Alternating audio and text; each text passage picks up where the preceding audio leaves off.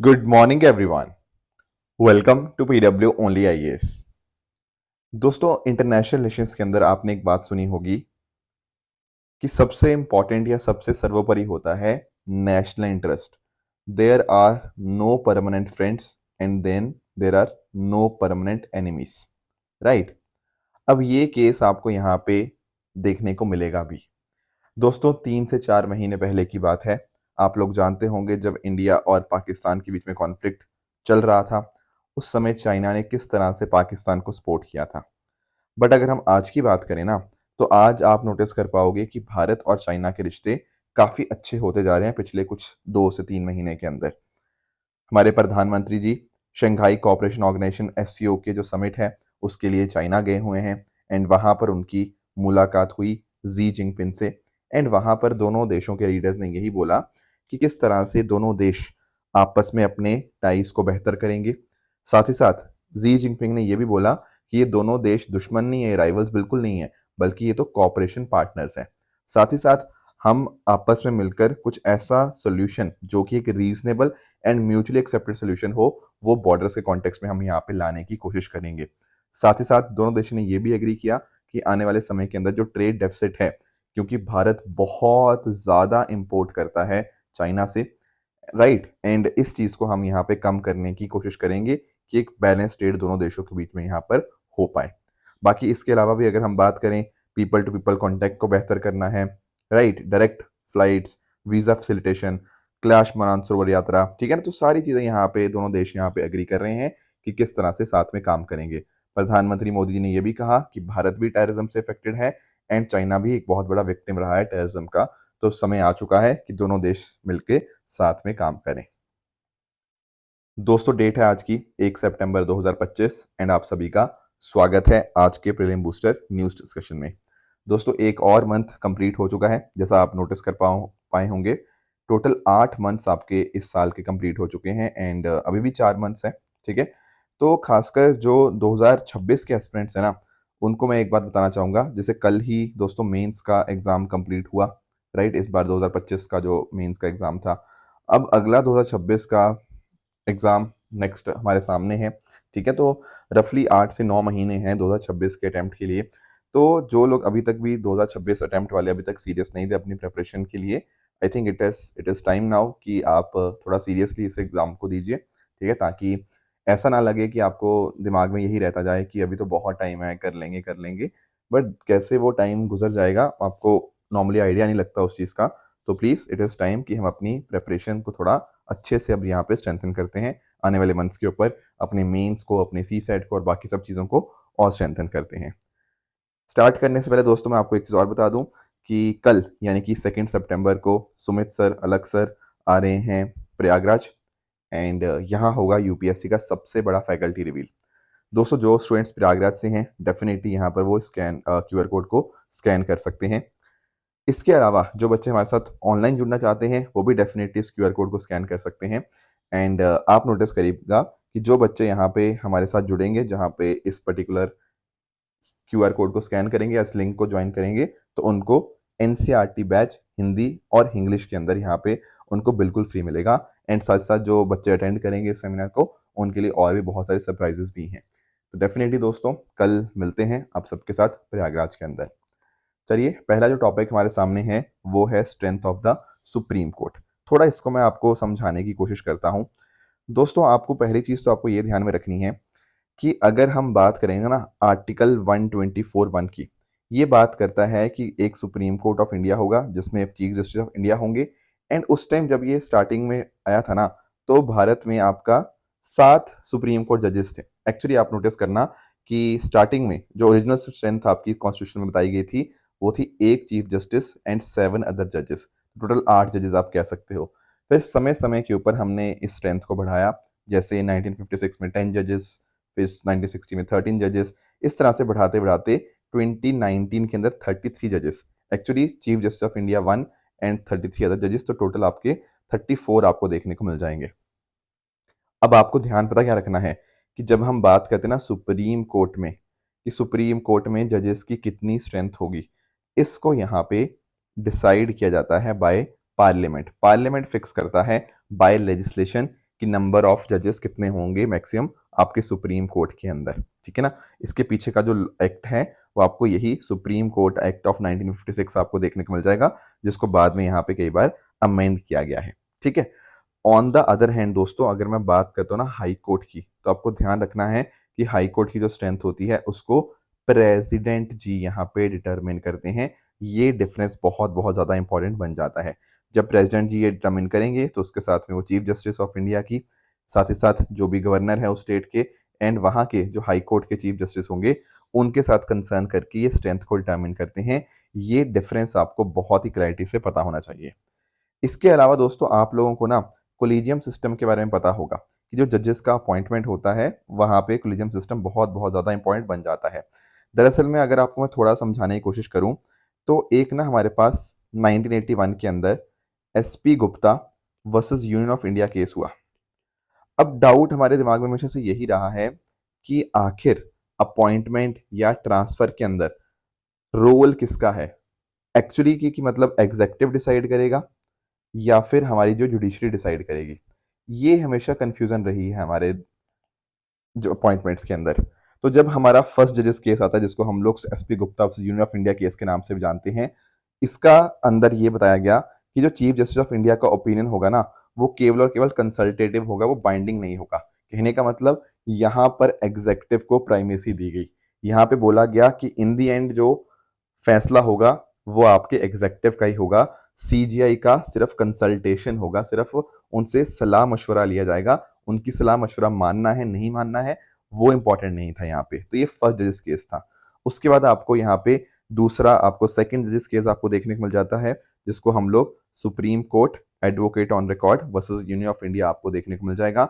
अब इसमें ना पता क्या हुआ, इसमें एग्जैक्टली अपोजिट चीज आपको देखने को मिल जाती है। जो आपका फर्स्ट जजेस केस था उसको यहाँ पे आपका ओवर रूल कर दिया जाता है एंड इसमें ये डिसाइड होता है कि भाई ये जो वर्ड है ना कंसल्टेशन, इसका मीनिंग कंकरेंस ही है। जो आपके सीजीआई ने बोल दिया वही बात यहाँ पे मानी जाएगी। एंड इनफैक्ट यहीं से आपके जो कोलिजियम सिस्टम का जो जन्म होता है। स्टार्टिंग में यहाँ पे जो कोलिजियम सिस्टम था वो छोटा था।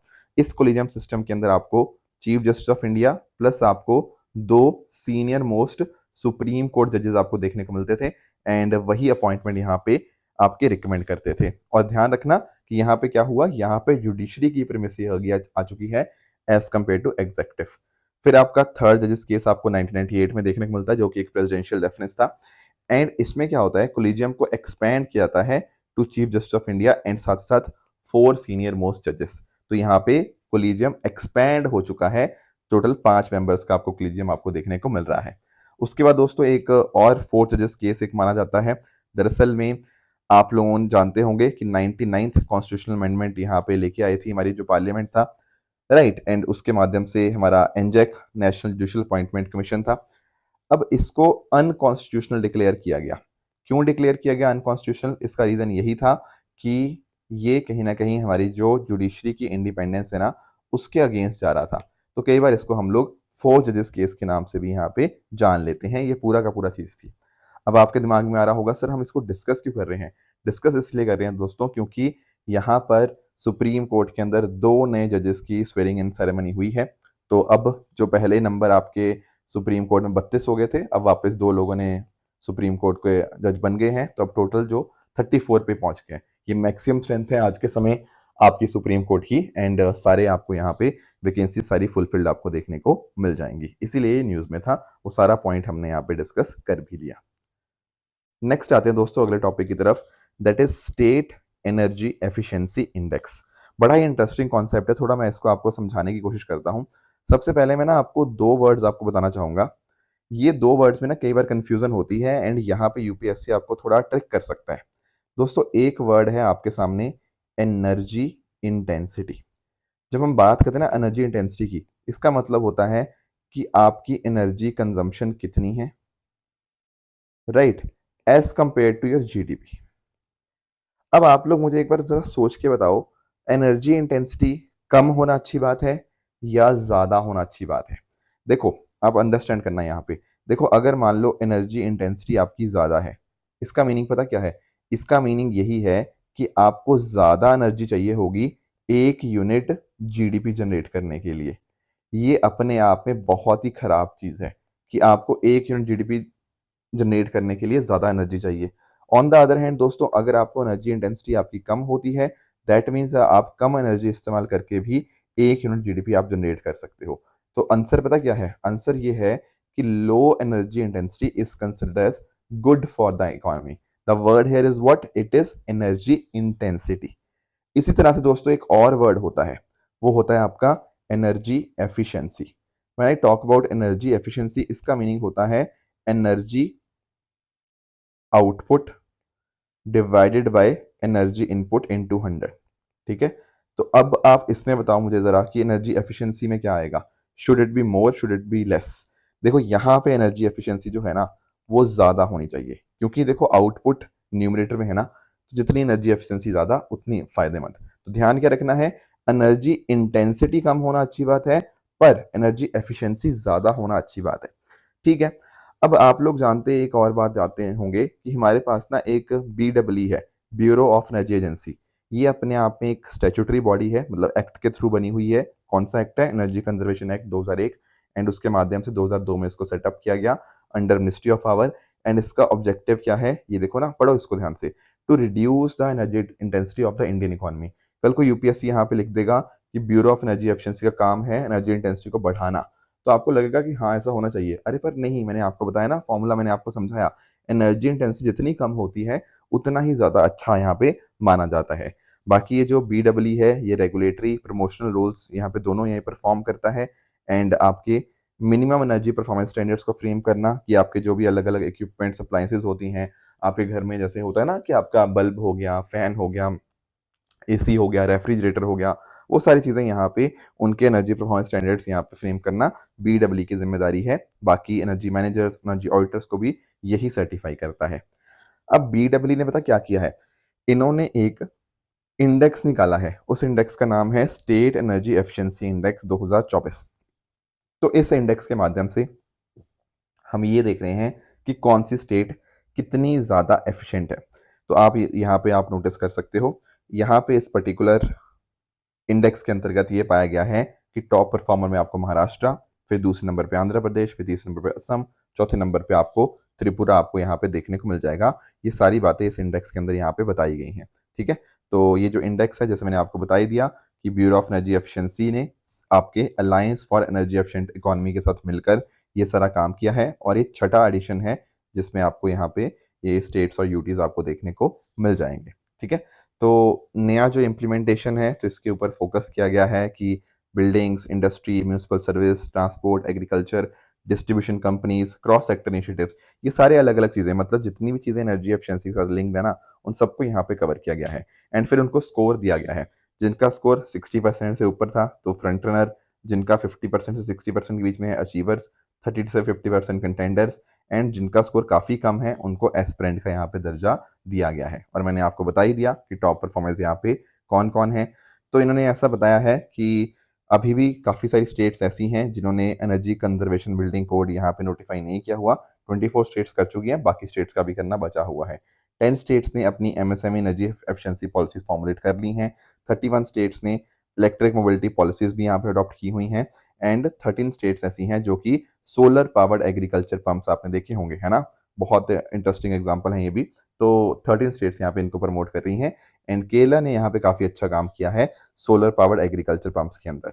बाकी हमारी सारी स्टेट्स ने state energy efficiency action plan यहाँ पे बना लिए हैं। एंड 31 स्टेट्स ने यहाँ पे स्टीयरिंग कमेटीज भी यहाँ पे बनाई हैं। तो ये सारी बातें इस स्टेट एनर्जी एफिशिएंसी इंडेक्स द्वारा बताई गई हैं। अगले टॉपिक पे दोस्तों आते हैं, वो है गुरु तेग बहादुर जी के कॉन्टेक्स्ट में।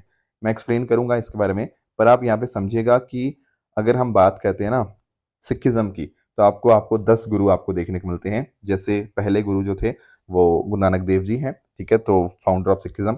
उनके बाद सेकंड गुरु गुरु अंगद देव जी हैं, ठीक है, तो जिन्होंने गुरुमुखी स्क्रिप्ट, जो आपकी स्क्रिप्ट आपको देखने को मिलती है ना, जो पंजाबी होती है, जैसे, तो जैसे मैं आपको थोड़ा लिख के देता हूँ, जैसे ये गुरुमुखी ऐसी होती है, ये पंजाबी स्क्रिप्ट मतलब जो होती है, तो ये आपका सेकंड गुरु जी ने दी। उसके अलावा थर्ड गुरु गुरु अमरदास जी, फोर्थ गुरु जी हैं गुरु रामदास जी, उन्होंने अमृतसर की जो सिटी थी उसको फाउंड किया। फिफ्थ गुरु गुरु अर्जन देव जी, ठीक है, ये इंपॉर्टेंट है कि इन्होंने आदि ग्रंथ को कंपाइल किया जो कि एक होली स्क्रिप्चर मानी जाती है। Sixth Guru Guru Govind ji, seventh Guru Guru her Rai ji, eighth Guru Guru Harkrishna ji, and ninth गुरु और टेंथ गुरु बहुत इंपॉर्टेंट, आपको थोड़ा याद रखना है एग्जाम पर्सपेक्टिव से। जैसे गुरु तेग बहादुर जी ने शहीदी दी, ठीक है ना, तो रिलीजियस फ्रीडम के लिए, खासकर इनको हम लोग हिंदजी चादर के नाम से भी जानते हैं, क्योंकि जो औरंगजेब था वो बहुत ज़्यादा क्रूर था। आप जानते होंगे कि काफ़ी सारे अलग अलग लोगों के ऊपर, हिंदूज के ऊपर भी और बाकियों के ऊपर भी काफ़ी अत्याचार हो रहे थे। तो उस समय गुरु तेग बहादुर जी ने अपनी शहीदी दी थी इस कॉन्टेक्स्ट में। एंड टेंथ गुरु गुरु गोबिंद सिंह जी जिसे उन्होंने खालसा पंथ की यहाँ पे साधना की थी 1699 में। अब एक्चुअली पता क्या है, हम डिस्कस इस टॉपिक को इसलिए कर रहे हैं क्योंकि गुरु तेग बहादुर जी के 350 आपके मार्टिरडम डे इस बार हम सेलिब्रेट कर रहे हैं। एक्चुअली आप नोटिस कर पाओगे कि इन्होंने नाइन्थ गुरु के तौर के ऊपर 1664 से 1675 में सर्व किया। तो इस साल जो है ना, तो 350 साल इनके मार्टिरडम डे के यहाँ पे कंप्लीट हो रहे हैं। तो इनका जो जन्म था 1621 के अंदर अमृतसर में हुआ था।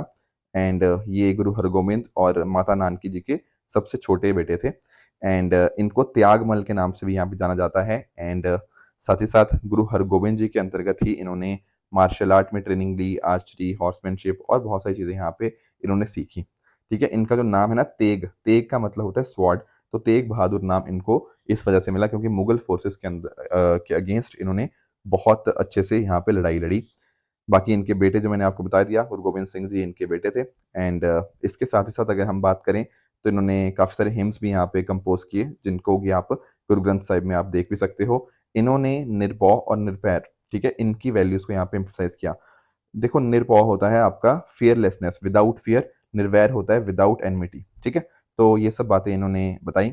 इसके अलावा ना, जो मेन आपको जो मेजर पार्ट याद रखना है वो ये है कि जो औरंगजेब की पॉलिसी थी, जहां पर वो कश्मीरी पंडित को जबरन, मतलब फोर्सफुली उनको यहाँ पे इस्लाम में कन्वर्ट करवाने की बात कर रहा था, तो उसके अगेंस्ट यहाँ पे इन्होंने अपनी आवाज़ उठाई। तो इनफैक्ट ना, आप लोग जानते होंगे, जो लोग दिल्ली से हैं, आप लोग, आई एम वेरी श्योर आप लोग चांदनी चौक आपने गए ही होंगे। चांदनी चौक के अंदर बहुत ही फेमस गुरुद्वारा है, गुरुद्वारा शीशगंज साहिब। दरअसल में जो वर्ड है ना शीश, ये शीश मतलब आपके सर से ही वर्ड आता है। तो जो शहीदी इन्होंने दी थी वहां पे, तो उसी जगह के ऊपर आपको गुरुद्वारा शीशगंज गुरुद्वारा देखने को मिलता है। 1675 में ये हुआ था, ठीक है। एंड हर साल हम 6 दिसंबर को इनके मार्टिरडम डे को शहीदी दिवस के रूप में भी हम यहाँ पे सेलिब्रेट करते हैं।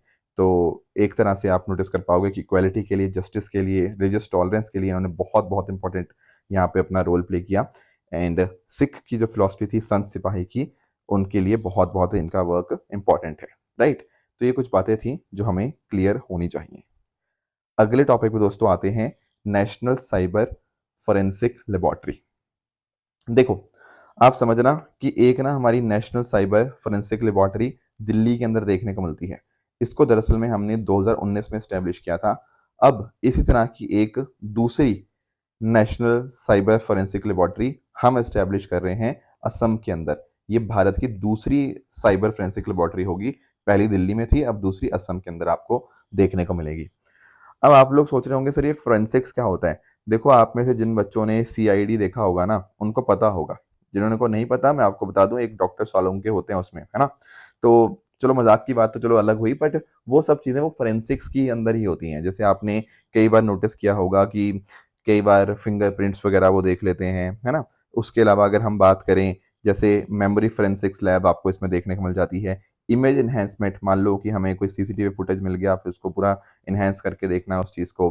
फिर एडवांस मोबाइल फोरेंसिक लैब हो गया, नेटवर्क फोरेंसिक्स हो गया, मालवेयर, ठीक है। तो साइबर वाली चीज़ें भी यहाँ पे आ जाती हैं। क्रिप्टो करेंसी फोरेंसिक्स हो गया, damage hard disk, hard disk मतलब खत्म हो गई है, उसको रिकवर करना, उसमें से डेटा निकालना, ये सारी चीज़ें आपको यहाँ पे नेशनल साइबर फोरेंसिक लेबोरेटरी के अंदर देखने को मिल जाएंगी। तो बेसिकली ना, क्राइम वगैरह को इन्वेस्टिगेट करने के लिए जो भी अलग अलग तरह के साइंटिफिक मेथड्स होते हैं, एविडेंस को कलेक्ट करना, उनको प्रिजर्व करना, उनको एनालाइज करना, ठीक है ना, वो सारी बातें आपको फोरेंसिक्स में देखने को मिल जाएंगी। तो ये जो आपकी नेशनल साइबर फोरेंसिक लैब है, ये होम मिनिस्ट्री के अंतर्गत काम करती है under I4C, Indian cyber crime coordination centre, ठीक है। तो इसका फोकस देखो, जो हमने दूसरी नई NCFL बनाई है ना, एक तो मैंने बता दिया दिल्ली में है, दूसरा आपको असम में अंदर जो अभी ओपन अप हुई है ना, तो उसका फोकस यही है कि भाई हमारी जो नॉर्थ ईस्टर्न स्टेट्स हैं, उनके लिए एक अलग से हम यहाँ पे बना दें, ठीक है ना। तो वो भी अच्छे से वहाँ पे खासकर उनका फोकस उसी स्टेट्स के ऊपर होगा। तो सरकार की जो पॉलिसीज़ हैं उसके साथ यहाँ पे अलाइन भी करती हैं। हमारे जो नए क्रिमिनल लॉज़ आए हैं जैसे भारतीय न्याय संहिता वगैरह, उन सब के अंदर ये बात करी गई है कि फोरेंसिक्स का हम अच्छे से ध्यान रखेंगे। तो इस तरह से 24/7 फोरेंसिक ड्रिवन पुलिसिंग के ऊपर यहाँ पे हमारा फ़ोकस है। एंड हमारे जो साइबर क्राइम्स हैं, नारकोटिक ट्रैफिकिंग है, इल्लीगल स्मगलिंग होती है, उनके साथ लड़ने के अंदर ये आपकी लैबोरेटरी बहुत-बहुत ज़्यादा मदद करेगी। एक आखिरी बात देख लेते हैं I4C के रिगार्डिंग। मैंने अभी बताया था ना कि ये जो आपकी NCFL होगी, ये यूनियन मिनिस्ट्री के I4C के अंतर्गत काम करेगी। तो I4C Indian cyber crime coordination centre आपका मिनिस्ट्री ऑफ होम अफेयर्स के अंदर ही सेटअप है एंड इसके हेडक्वार्टर नई दिल्ली के अंदर है। दरअसल में I4C का पर्पस यही है कि ये आपकी अलग-अलग लॉ एनफोर्समेंट एजेंसीज को एक फ्रेमवर्क, एक इकोसिस्टम देता है, किस तरह से आप साइबर क्राइम से साथ मिलके लड़ सकते हो। तो ये कुछ बातें थी जो आपको क्लियर होनी चाहिए। अगले टॉपिक पे दोस्तों आते हैं, that is national deep water exploration mission. देखो प्रधानमंत्री जी ने इस पर्टिकुलर मिशन को लॉन्च किया है, national deep water exploration mission. आप इसका पर्पस यहाँ पे समझने की कोशिश करना दोस्तों। खासकर ना यहाँ फोकस आपका अंडमान निकोबार वाले रीजन पे है, हालांकि बाकी एरियाज भी हैं पर अंडमान के ऊपर खासकर फोकस है। आप यहाँ पे अंडरस्टैंड करना, हमारी कोशिश पता क्या है, देखो आज के समय ना हम बहुत ज़्यादा डिपेंडेंट हैं दूसरे देशों के ऊपर। जैसे अगर हम बात करें ना क्रूड ऑयल की, तो क्रूड ऑयल के लिए हम 80-85% अपनी जो नीड्स है ना, उसके लिए दूसरे देशों पे निर्भर हैं। एंड उस तरह से अगर हम बात करें दोस्तों नेचुरल गैस की, तो नेचुरल गैस के लिए मोर देन 50% के लिए हम दूसरे देशों के ऊपर निर्भर हैं। हमारी इम्पोर्ट डिपेंडेंसी बहुत ज़्यादा हाई है। तो हमारे प्रधानमंत्री जी का विजन ही है कि हम आत्मनिर्भर बनना चाहते हैं, राइट। तो हमें इन पे ऊपर भी थोड़ा ध्यान देना होगा फिर क्रूड ऑयल और नेचुरल गैस के ऊपर। यस, एंड वहाँ पर अंडमान बेसिन एंड बाकी और एरियाज़ हेल्प कर सकते हैं। कैसे? देखो आप यहाँ पे अंडरस्टैंड करना, अंडमान के पास में ही आप जानते होंगे, आपको म्यांमार मतलब थोड़ा उतना भी पास नहीं है, मतलब हालाँकि उतना दूर भी नहीं है। और साथ-साथ अगर हम बात करें सुमात्रा, ठीक है, जो इंडोनेशिया का आपको पार्ट आपको देखने को मिल जाएगा, वहाँ पर ना हमें ऑयल के भी और गैस के भी इनके हॉटस्पॉट्स आपको देखने को मिले हैं। तो there is a very high possibility कि भाई अगर यहाँ पर मिले हैं, तो क्योंकि अंडमान भी लगभग वैसे ही टेक्टोनिकली प्रॉक्सिमिटी है, तो अंडमान के अंदर भी हो सकता है इसकी पॉसिबिलिटी। तो मिनिस्ट्री ऑफ पेट्रोलियम तो बोलता भी है कि जो अंडमान बेसिन है, वहाँ पे अगला गैस और ऑयल ऑयल हॉटस्पॉट आपको देखने को मिलेगा। तो भाई इन्हीं चीज़ों को एक्सप्लोर करने के लिए, अपनी एनर्जी इम्पोर्ट की डिपेंडेंसी को कम करने के लिए हमने ये national deep water exploration mission यहाँ पे स्टार्ट किया है। तो इससे कहीं न कहीं भारत की हो सकता है एनर्जी सिक्योरिटी बढ़े, ठीक है? तो ministry of petroleum and natural gas यहाँ पे इसकी नोडल मिनिस्ट्री है एंड इसको सपोर्ट करेगा डायरेक्टर जनरल ऑफ हाइड्रोकार्बन और बाकी और इंस्टीट्यूशंस हैं। तो कोशिश यही है इम्पोर्ट रिडक्शन हो, डोमेस्टिक प्रोडक्शन हमारी बढ़े, एनर्जी सिक्योरिटी हमारी बेहतर हो और आत्मनिर्भरता यहाँ पे आ पाए। तो अगर ऐसा होता है दोस्तों, तो कहीं न कहीं हमारा इम्पोर्ट बिल काफ़ी कम हो जाएगा। जो पैसा हमारा बचेगा, जो तेल वगैरह के ऊपर हम खर्च करते थे, वो सारी चीज़ें कहीं न कहीं हम यहाँ पे लोगों के भलाई के लिए हम यहाँ पे लगा सकते हैं। उसके अलावा अगर मैं बात करूँ, तो आप यहाँ पे नोटिस कर पाओगे कि 2070 का हमारा जो नेट ज़ीरो का टारगेट है, उसको भी हम यहाँ पे अचीव कर पाएँगे, ठीक है ना? तो इस तरह से इंडिया के लिए बहुत बेनिफिशियल ये पर्टिकुलर प्रोग्राम हो सकता है, national deep water exploration mission, ठीक है? और जैसे मैंने आपको बताया, अंडमान बेसिन की यहाँ पे बहुत-बहुत ज़्यादा इम्पोर्टेंस आपको मानी गई है। ये मैं ऑलरेडी आपको पहले भी समझा चुका हूँ। नेक्स्ट आते हैं दोस्तों, अगला जो हमारे सामने टॉपिक है ना, वो है सीरियाज़ ड्रूज़ हार्टलैंड। अब इसमें ना 2 चीज़ें आपको ध्यान में रखनी है। पहली चीज़ तो आपको ध्यान में रखनी है इसकी लोकेशन। कल को आपसे बोले ना कि यार ये स्वीदा प्रोविंस या फिर ड्रूज़ मेजॉरिटी रीजन ये आखिर है क्या? तो आप बोलोगे कि ये सीरिया कंट्री के अंदर आपको देखने को मिलता है। ठीक है, तो लोकेशन पर्सपेक्टिव से वो पूछा जा सकता है। पर होता पता क्या है, थोड़ा-सा मैं आपको इसकी हिस्ट्री आपको समझाने की कोशिश करता हूँ। देखो अभी पिछले कुछ महीनों की बात है कि यहाँ पे ना कुछ मिलिशियाज़ हैं जिनको आप लोग ड्रूज़ मिलिशियाज़ के नाम से जान सकते हो, इस रीजन के जो मिलिशियाज़ हैं। एंड साथ ही साथ आपको यहाँ पे सुन्नी ट्राइब्स कुछ आपको देखने को मिलेंगी। अब इनके बीच में बहुत ज़्यादा इश्यूज़ बढ़ गए, ठीक है ना? तो इनके बीच में बहुत ज़्यादा फाइटिंग देखने को मिली और साथ ही साथ यहाँ पे इज़राइल ने भी काफ़ी एयर स्ट्राइक्स करी। अब उस चक्कर में यहाँ पे ऐसा मानते हैं कि 1500 से भी ज़्यादा लोगों की यहाँ पे डेथ हो गई। फिर धीरे-धीरे क्या हुआ, फिर सरकार भी आई, सरकार की जो सीरिया की रेजीम थी, उसने भी विथड्रॉ कर लिया अपने आप को, सीरियन के गवर्नमेंट ने। तो सीज़फायर एक तरह से अनाउंस हो गया था, बट फिर से वापस से क्लैशेज़ आपको देखने को मिलते हैं। तो ये जो क्लैशेज़ है ना कंटिन्यूअसली चलते ही जा रहे हैं यहाँ पे, सरकार के साथ भी हैं, मिलिशियाज़ भी हैं, वहाँ पे कुछ ट्राइब्स भी हैं, इज़राइल का भी रोल है। सो दैट इज़ व्हाई यहाँ पे बहुत बड़े लेवल के ऊपर लोगों की डेथ देखने को मिल रही है। तो इस वजह से ये एरिया न्यूज़ में है। तो ध्यान में यही रखना है कि ये जो मैं लोकेशन हाईलाइट कर रहा हूँ, तो ये आपको एग्जाम में आए तो आप फिट कर पाओ कि हाँ यार ये सीरिया की बात हो रही है। बाकी दोस्तों अगर हम बात करें सीरिया की, तो सीरिया के बारे में आप लोग सब लोग जानते ही होंगे। एक्चुअली ना इज़राइल के कॉन्टेक्स्ट में सीरिया बड़ा इंपॉर्टेंट बन जाता है। इज़राइल की जब हमने बॉर्डरिंग कंट्रीज़ कई बार डिस्कस करी हैं, तो हमने इसका कई बार नाम लिया है जॉर्डन, इजिप्ट, लेबनान और सीरिया का। तो सीरिया आप नोटिस कर पाओगे यहाँ पे टर्की के साथ यहाँ पे बाउंड्री टच करता है, नदर्न साइड के ऊपर टर्की है। इसके अलावा इराक आपको eastern and south east side के आपको देखने को मिल जाएगा। जॉर्डन सदर्न साइड है और लेबनान और साथ-साथ इज़राइल जो है वो साउथ वेस्ट के अंदर आपको देखने को मिल जाता है। बाकी सीरिया का आप नोटिस कर पाओगे यहाँ पे मेडिटेरियन सी की ये यहाँ पे टच करता है। कई बार ऐसे क्वेश्चंस भी आपको देखने को मिल जाएंगे। और एक बहुत इंपॉर्टेंट रिवर यूफ्रेट्स रिवर यहाँ से फ्लो होती है और यहाँ की हाईएस्ट पीक जो है दैट इज माउंट हरमन। ठीक है। बाकी सीरिया का क्लाइमेट मेडिटेरियन क्लाइमेट है, mild wet winters and hot dry summers. ठीक है। ये एक्चुअल में ना ये मेडिटेरियन का ही फीचर आपको देखने को मिलेगा। तो सेम वही चीज़ यहाँ पे है और ईस्टर्न डेजर्ट एरियाज यहाँ पे आपको एरिड आपको देखने को मिल जाएंगे। तो ये कुछ बातें थी जो आज हमें डिस्कस करनी थी। बाकी दोस्तों बात रही ट्रू एंड फॉल्स स्टेटमेंट्स की। यहाँ पर आपके सामने कुछ स्टेटमेंट्स हैं, इनको पढ़िएगा, बताइएगा इनमें से कौन सा सही है कौन सा गलत है। साथ ही साथ दोस्तों लास्ट लेक्चर ये जो हमने सैटरडे डिस्कस किया था उसमें मैंने कुछ आपको होमवर्क दिए थे। जैसे एक था महात्मा अयंकली जी के रिगार्डिंग। तो ये बात कर रहा है कि विलेकल्स मरम जो था ना उसका पर्पस क्या था।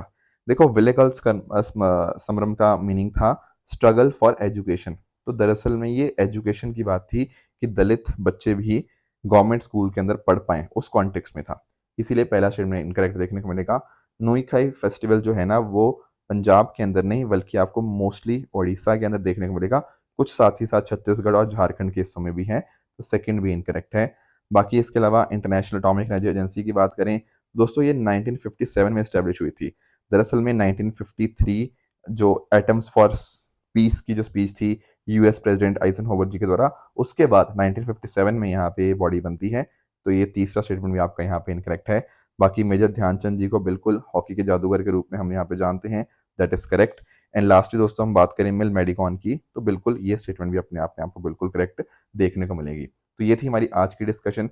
इसी तरह से आप सब लोग अपने एंड पे हार्ड वर्क करते रहिए। Thank you so much for joining. All the very best. Thank you so much.